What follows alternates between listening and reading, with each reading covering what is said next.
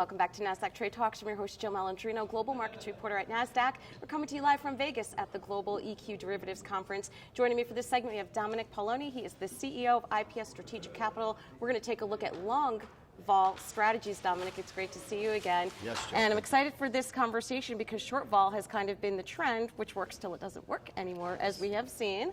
Yes. So let's learn more about what you're doing at IPS with long vol. Well, we have three products at IPS, but the one I'd like to talk about is a new launch. It's our IPS Bear strategy. What's interesting about bear strategies is if you think about some of the big bear mutual funds, Hoosman, the Prudent Bear, they have a very, very negative carry in an up market. The market could be up 10, they might be down 10. They're using essentially a short future strategy. Most other people hedge, they use essentially maybe some type of a 60-40 stock bond mix. They're using debt.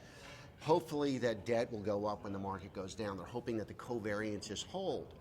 We as an option house, we don't. We actually use a protective put strategy. And a lot of people say you can't use protective puts as an effective hedge. The carry's too expensive. Mm-hmm. It might cost you 8 to 10, 12% to protect a portfolio over a 12-month period, and that would be too much. The market's flat, you're down 10. The market's up 10, you're flat. So how can you use something that was really designed as a defined hedge, but you can use it in a way that can reduce the cost of holding that? Well, I'd like to say I think we figured that out with our bear strategy.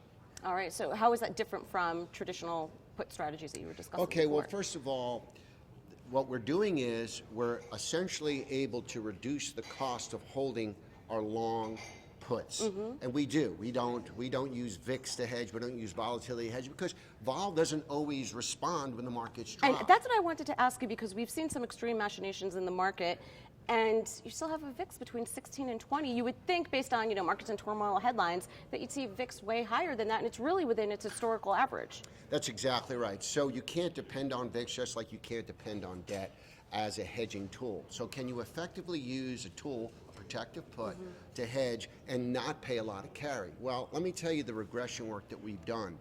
Our strategy essentially has a negative 1.74 downside beta and a negative 0.03 upside beta. So what that means to you is when the market's down about 10, this will be up about 17. When the market is up about 10, we'll be down about 3. Right. So we have very nice asymmetry. And that's the number one, the beauty of optionality is that convexity, that curvature. It's not a linear asset. It's not a future.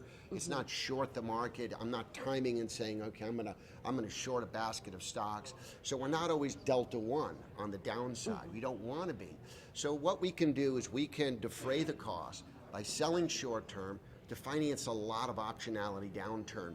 I learned when I was just learning options, the price of an option roughly equals the square root of time. So that means that if I sell a 9-day option, it might cost me $3. Or I buy a 9-day option, it might cost me $3. If I buy a 144-day option, it costs me $12. So on a relative basis, long-term options are cheap, short-term options are expensive. Right. So what that means is I can actually finance a basket of long-dated options, protecting that tail. And our goal is not to protect the first 5% drawdown. It'd be too expensive. Right. You don't want to do that. And even a 60-40 mix has about a 50% drawdown against the S&P.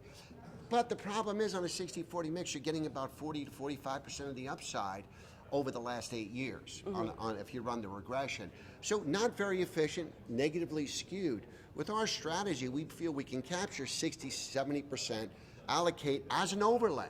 It's not, you don't have to put dollars to it. We can just overlay on top of a long, let's say SPX portfolio, long equity portfolio, overlaying approximately about 20%, 80-20.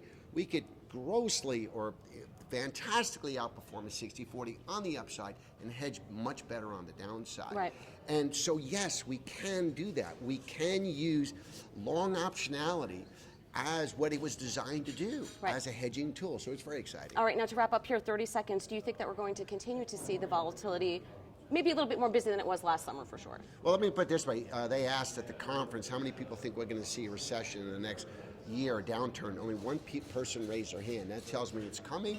That tells me everybody's short vol. This whole conference is about volatility risk premium. Guess what? If everybody's on that side, I want to be on the other side. All right, Dominic, great to see you again. Thanks for joining us at EQD. And thanks for joining me throughout the day on Trade Talks. I'm Jill Malandrino, Global Markets Reporter at Nasdaq.